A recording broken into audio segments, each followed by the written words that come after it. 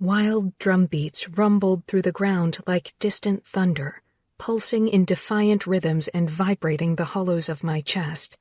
My fingertips echoed the beat against my knee until a glare from my mother across the tent stilled their dance. "Shira, finish your work." Her bone needle resumed its skillful motion as she bent her head to peer at her embroidery.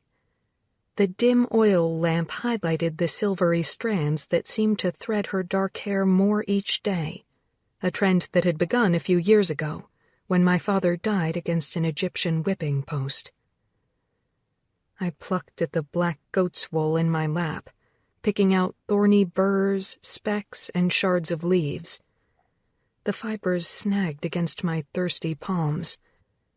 Unable to latch my attention on the tedious chore, I had been cleaning the same batch for most of the afternoon, while my mind wandered up the rugged mountain path that Moshe, our leader, had climbed 40 days ago.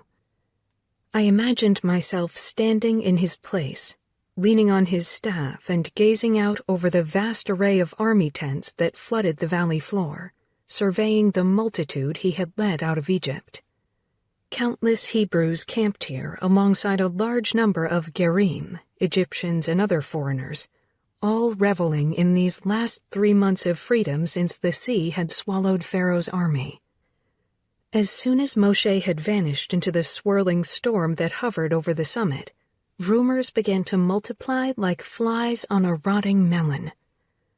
Would he still lead us to Canaan, the land promised to our forefathers?